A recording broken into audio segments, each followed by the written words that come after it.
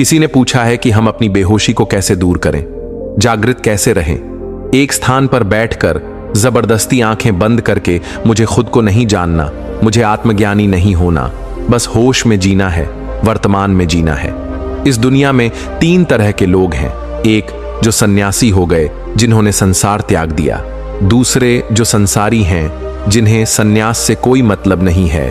और इन दोनों के मध्य एक व्यक्ति खड़ा होता है। यह कुछ ही लोग होते हैं जो न तो संसारी होते हैं क्योंकि इन्हें लगता है कि संसार में कुछ गड़बड़ है, वह इन्हें साफ नजर तो नहीं आता, पर इन्हें एहसास होता है।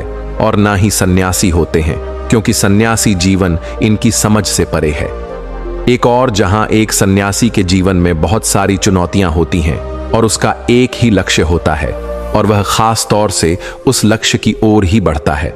वहीं एक संसार के जीवन में अनगिनत चुनौतियां होती हैं और ज्यादातर चुनौतियां बेवजह की ही होती हैं और जिनके लिए हम लड़ मरने को तैयार हो जाते हैं।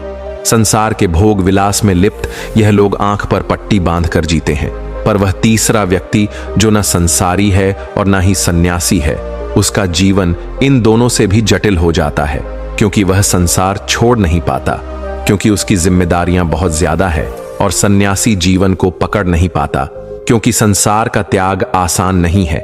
फिर भी वह कोशिश में लगा रहता है कि कुछ जान ले, कुछ समझ ले, यहीं इस संसार में रहते हुए जागृत रहे। लेकिन क्या इस व्यक्ति के लिए जागृत होना आसान है? तथागत गौतम बुद्ध ने अपने शिष्यों के लिए बहुत सख्त नियम बनाए थे क्योंकि वह जानते थे कि यह संसार अपनी ओर खींचता है। जो भी संसार की ओर खींचा वह एक ऐसी दुनिया में प्रवेश करता है जो स्वार्थ और लालच पर टिकी है। धन का लालच, प्रेम का लालच, अधिकारों का लालच, मान सम्मान का लालच और इन सबसे बड़ा विपरीत शरीर का लालच यानी सेक्स का लालच। ये सभी चीजें हमें सपने दिखाती हैं, भविष्य की कल्पनाएं गढ़ती हैं कि ऐसा होगा वैसा होगा, बस ये कर लो तो सारे सपने पूरे होंगे। आपने देखा, जब आप रात में सपने देखते हैं, सपने में आप एक पूरी दुनिया, पूरी जिंदगी भी जी जाते हैं और जब तक आपका सपना चल रहा होता है आप हमेशा बीच में ही होते हैं, यानी संतुष्टि नहीं होती। और जैसे ही आपकी आंखें खुलती हैं और अगर आपको सपना याद है तो आप हमेशा सोचते हैं कि आगे क्या होना था। इसी प्रकार संसार के जो सपने हैं वह कभी खत्म नहीं होते, हमेशा बीच में ही रहते हैं। ये कभी पूरे नहीं होने वाले। पूरे होने का भ्रम अवश्य बना रहता है। इसी को माया भी कहते हैं। और जैसे ही सोते समय हमारे सपने टूट जाते हैं पर आंखें खुल जाती हैं। संसार में भी हमेशा सपने टूटते हैं क्योंकि ये सपने खुली आंखों से देखे जाते हैं, तो आंखें बंद होने पर सपने टूटते हैं, यानी मृत्यु हो जाती है। बंद आंखों के सपने आंखें खुलने पर टूटते हैं और खुली आंखों के सपने आंखें बंद होने पर टूटते हैं। इसी कारण एक सन्यासी कठोर नियमों में बंधता है। वह साधना करता है, ध्यान करता है, वह अपने भीतर के संसार को बाहर निकालता है क्योंकि कोई संसार बाहर की ओर नहीं है।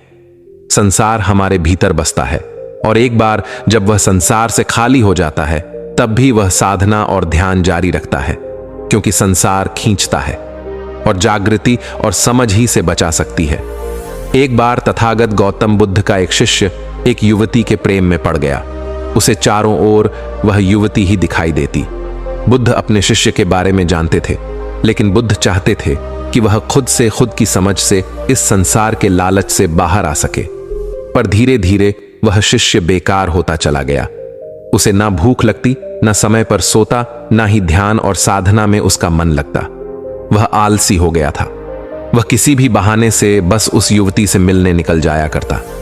जब बुद्ध ने देखा उनका शिष्य खुद की समझ से संभल नहीं रहा, तब बुद्ध ने उस शिष्य को चेताया और कहा, कितनी बार गलती करोगे? हर बार एक ही गलती को दोहराना उचित नहीं। तुम हर बार गिरे हो, हर बार पछताए हो, फिर भी उसी गड्ढे में गिरने की तैयारी कर रहे हो। समझ जाओ, जाग जाओ। पर उस शिष्य को संसार ने पकड़ लिया था। एक रात विहार छोड़कर वह चला गया और उस युवती के साथ विवाह रचा लिया। कुछ वर्षों बाद वह शिष्य चोरी करते हुए पकड़ा गया। राजा ने उसे मृत्युदंड दिया। जब शिष्य को सिपाही पकड़कर ले जा रहे थे तब वहां से तथागत गौतम बुद्ध गुजरे। बुद्ध को देखते ही उसे याद आ गया कि वह बुद्ध का शिष्य था। उसकी राह कुछ और थी, उसकी खोज कुछ और थी। वह इस मार्ग पर भटक कर आ गया है। वह क्या हो गया है? एक चोर बनकर रह गया है। बुद्ध ने अपने शिष्य को पहचाना और उसके पास आकर कहा, समय अभी भी नहीं निकला। हर बार पछताए हों, पछताते ही रहे हों। कितनी बार पछताओगे? अपनी स्मृति को पकड़कर ध्यान कर। जो ध्यान तूने अर्जित किया था उसे ध्यान कर। अब जब सब छूटने ही वाला है तो किसका इंतजार कर रहा है? स्मृति को जागृत कर, देख तू कौन है। बुद्ध की बात उस शिष्य की समझ में आ गई। उसकी समझ का एक दायरा खुल गया और उसने अपने ध्यान को याद किया और वह तुरंत ही ध्यान में उतर गया। उसका रूप परिवर्तित हुआ। जो चोर दिखता था अब तेजस्वी सन्यासी दिखाई दे रहा था। राजा को जब यह बात पता चली तब राजा ने खुद उस चोर को देखा और कहा, यह चोर नहीं हो सकता। राजा ने उस शिष्य से पूछा, क्या वाकई तुमने चोरी की थी? अगर तुम कह दोगे कि तुमने चोरी नहीं की थी तो मैं तुम्हें छोड़ दूंगा। शिष्य ने कहा, राजन, जान बचाने का लालच भी लालच होता है और मुझे यह लालच नहीं है। मैंने इस संसार में रहकर चोरी की, यह सत्य है। इस संसार में हर कोई चोर है। हर किसी को चोर बनना ही पड़ता है। कोई धन की चोरी करता है, कोई प्रेम की चोरी करता है, कोई सम्मान की चोरी करता है, कोई विचारों की चोरी करता है। बिना चोरी के इस संसार में कोई काम नहीं। यहां सब लुटेरे हैं, लेकिन जो लूटने को तैयार है वही सन्यासी है। राजा उस शिष्य की बात से प्रभावित हो गया और उसने उस शिष्य का अपराध क्षमा कर उसे मुक्त कर दिया। एक सन्यासी को संसार खींच सकता है, उसे पदभ्रष्ट भी कर सकता है। तो जरा सोचिए, एक ऐसे व्यक्ति को जो जागृत होना चाहता है लेकिन संसार से छूटना नहीं, वह संसार में रहकर ही जागृति चाहता है, तो उसके लिए उसका मार्ग कितना कठिन होगा। लेकिन कोई भी चीज या कोई भी मार्ग तब तक ही कठिन है जब तक कि हम उसे कठिन मानते हैं। वास्तव में सारा खेल संकल्प का है। संकल्प शक्ति जहां जागृत हो जाती है। अब जागृत हो जाने से मतलब यह मत लगा लेना इसे जागृत करना कोई कठिन काम है। बस संकल्प लेना है और उसे पूरा करना है। इसमें समस्याएं आती हैं। संकल्प टूटने का पूरा पूरा खतरा रहता है और टूट भी जाता है। तो क्या डर? फिर से कोशिश करो, मगर अधूरी कोशिश मत करना। अधूरी कोशिश खुद को धोखा देने जैसी होती है। पूछा है कि बिना ध्यान में बैठकर, बिना जबरदस्ती आंखें बंद कर मैं जागृत कैसे हो सकता हूं? वास्तव में इस संसार में इतना सोच पाना भी कि मुझे जागृत होना है, जागृति की ओर पहला कदम बढ़ाने जैसा है। और यह वही सोच सकता है जिसकी आंखों में कुछ रोशनी आ गई हो, जो कुछ दिख पाने में सक्षम हो, जो संसार की माया का थोड़ा बहुत ही सही अनुभव कर पा रहा हो। परंतु कुछ लोग ध्यान की ओर या जागृति की ओर इसलिए भी खींचते हैं क्योंकि वह इसे संसार का हिस्सा बना लेते हैं कि हम ध्यान करेंगे तो हमें कुछ बड़ा मिलेगा, कुछ खास होगा, कुछ चमत्कार होगा, इस दुनिया में हमारा कुछ नाम होगा। और यह सब भी संसार की एक माया है कि आप ध्यान भी कहते हैं, जागृत भी होना चाहते हैं। जिंदगी भर अपने आप को बड़ा ज्ञानी और ध्यानी साबित करने में ही लगे रहते हैं।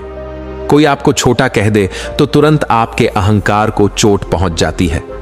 तथागत गौतम बुद्ध के दो तरह के शिष्य थे। पहले उनके भिक्षु जो विहार में रहते थे और संसार से बिल्कुल अलग अपनी साधना में ही लगे रहते थे। उनके लिए नियम बहुत कठोर थे। दूसरे शिष्य जो संसारी थे, जिन्हें उपासक कहा जाता था, इनके लिए नियम अलग थे।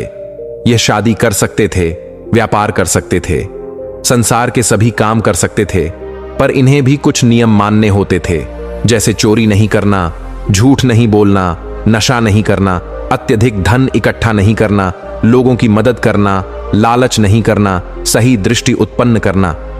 भिक्षु के पास जाकर ध्यान की शिक्षा दीक्षा लेना ऐसा इसलिए किया जाता था कि जो उपासक हैं वह जागृत रह सकें, वह संसार में रहकर भी संसार से दूर रह सकें। इससे पहले कि हम जागृति के मार्ग पर आगे निकलें, ध्यान, होश या जागृति का मतलब समझ लेना जरूरी है। हमने अपने लिए इन शब्दों के बहुत बड़े मतलब बना रखे हैं। ध्यान का नाम लेते ही पता नहीं आपको क्या हो जाता है। आपके दिमाग में बहुत सारी चीजें चलने लगती हैं, कुंडली चक्र वगैरह, बहुत कुछ, सब कुछ, जबकि ध्यान का मतलब उसके शब्द में ही छुपा है। ध्यान का मतलब है, ध्यान जरूरी नहीं है कि आप आंखें बंद कर बैठकर अपनी सांसों पर ही ध्यान दें। आप खाते हुए अपने खाने पर ध्यान दे सकते हैं। आप किसी पेड़ पर ध्यान दे सकते हैं जो हवा से हिल रहा हो। आप किसी संगीत पर ध्यान दे सकते हैं। ध्यान का मतलब सिर्फ इतना ही है कि हम अपने आप को एकत्रित कैसे कर सकें, क्योंकि हम बिखरे हुए रहते हैं। हर पल में पल पल में हम कहीं से कहीं पहुंच जाते हैं। किसी एक जगह पर ठहराव होता ही नहीं है। तो ध्यान केवल हमें एक ठहराव देता है कि हम उस पल में जी सकें। जिस पल में हम जी रहे हैं, जब आप अपने कमरे में होते हैं और ऊपर छत का पंखा चल रहा होता है तो वह कुछ आवाज करता है।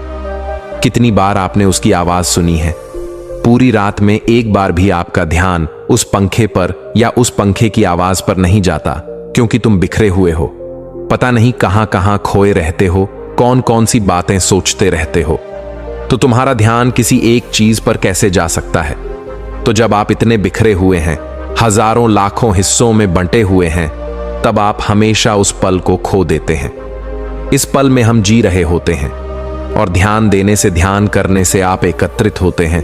पर एक होता है ध्यान की कोशिश करना, और एक होता है ध्यान करना, और एक होता है ध्यान लग जाना। और यह बारी बारी से ही होता है। पहले आप कोशिश करेंगे, फिर आप ध्यान करेंगे, फिर आपका ध्यान लगेगा किसी भी एक चीज पर। आप जिस पर भी ध्यान लगाएंगे, उस वस्तु या चीज को महसूस कर पाएंगे। पूरे प्राण से खुद पर ध्यान लगाएंगे तो खुद को भी महसूस कर सकेंगे। जरूरी नहीं है कि आपको आंखें बंद कर जबरदस्ती बैठना है, पर एक संकल्प लेना होता है जो आप में शक्ति का संचार करता है। संकल्प विद्रोह छेड़ता है, संसार के खिलाफ, आपके मन के खिलाफ, और आपको जागने में मदद करता है। जब आप संकल्प लेते हैं कि मैं 5 मिनट अपनी सांसों पर ध्यान दूंगा, तब ध्यान के एकत्रित होने के कारण ही आप महसूस करते हैं कि आपके भीतर कितना शोर है, कितनी आवाजें हैं, और आप कहते हैं मेरा ध्यान नहीं लग रहा, मैं भटक जाता हूं। वास्तव में आपका ध्यान लगने की तैयारी कर रहा है, क्योंकि इतना शोर, इतने विचार आपके अंदर पहले से ही है, लेकिन ध्यान ना देने की वजह से आपको दिखाई नहीं देते, सुनाई नहीं देते। लेकिन जैसे ही आप ध्यान लगाते हैं, सब सुनाई और दिखाई देने लगता है, और आप घबराते हैं कि यह क्या। ध्यान का मतलब होता है विचारों का ना होना, और यहां तो विचार ही विचार है नहीं, ऐसा नहीं है। ध्यान का मतलब होता है देखना, जो जैसा है वैसा ही देखना। विचार है तो विचारों को भी देखना। किसी ने पूछा था कि मेरे मन में गंदे ख्याल आते हैं, और गंदे ख्यालों से बचने के लिए मैं ध्यान करता हूं तो ध्यान में और ज्यादा गंदे विचार आते हैं। मैं क्या करूं? हमारा मन घर की तरह होता है। जिस प्रकार हम घर में सामान सजाते हैं, उसी प्रकार हम मन के अंदर भी विचारों को सजाते हैं। जब हम बहुत व्यस्त रहते हैं तो घर की सफाई नहीं करते, अपना काम करते हैं और चले जाते हैं। लेकिन एक दिन आपका ध्यान आपके घर की साफ सफाई पर जाता है। तब आप ध्यान से अपने घर की साफ सफाई करते हैं। तब आपको उस दिन अपने घर में वह गंदगी भी दिखाई दे जाती है जिसका आपको पता ही नहीं था। इसी प्रकार जब आप अपने मन की सफाई करने के लिए ध्यान करते हैं, तो जो गंदगी आपने जाने अनजाने में मन में बसा रखी है, वह तो दिखाई देगी ही, और तभी तो आप उसकी सफाई कर सकेंगे। तो इन विचारों से भागना नहीं है, इन्हें देखना है। देखोगे तभी तो विचार शून्य हो सकोगे। अब यह शून्य शब्द भी बड़ा कॉम्प्लिकेटेड है। जहां शून्य कह दो, वहां पता नहीं आप क्या क्या सोच बैठते हैं। हमारी समस्या की जड़ हमारा सोचना ही तो है। जब हम निर्विचार होकर सोचते हैं तो सत्य को पाते हैं, पर जब हम अपने पूर्व विचारों से भरे हुए सोचते हैं तो विचारों की एक ऐसी अनंत श्रृंखला बनती है कि हम उसमें खो जाते हैं। इसलिए ज्यादा दिमाग पर जोर ना डालते हुए ध्यान करो। ध्यान तो करना ही पड़ेगा, ध्यान तो लगाना ही पड़ेगा। आंखें बंद कर नहीं कर सकते तो आंखें खोल कर कर लो। अपने भीतर ध्यान नहीं लगा सकते तो बाहर ही ध्यान लगा लो। सांसों पर नहीं लगा सकते तो किसी चिड़िया की आवाज पर लगा लो, किसी संगीत पर लगा लो। कैसे भी करके अपने आप को एकत्रित करो। जैसे ही आप एकत्रित होते हैं, वर्तमान में आना नहीं पड़ता, वर्तमान में हो जाते हैं। और जिस आनंद की बात बड़े बड़े योगी और सन्यासी करते हैं, वह आनंद वर्तमान में आने का ही है। किसी भी चीज को ज्यादा बढ़ाव चढ़ाओ मत, हल्का फुल्का रहने दो। आसान समझो, जीवन आसान नहीं है, पर जीवन ही आसान है। इसे समझ कर देखो। तुमने कोई जन्म लेने के लिए बहुत मेहनत नहीं की है, जो जीने के लिए इतनी मेहनत कर रहे हो और मृत्यु से डर रहे हो। जीवन का अवसर है, इसका उपयोग जीने के लिए करो, कंफ्यूज होने के लिए नहीं। जिंदगी भर चिंता में मरोगे तो जियोगे कब? अब तो ध्यान भी एक चिंता बनकर रह गया है। ये बहुत गलत है।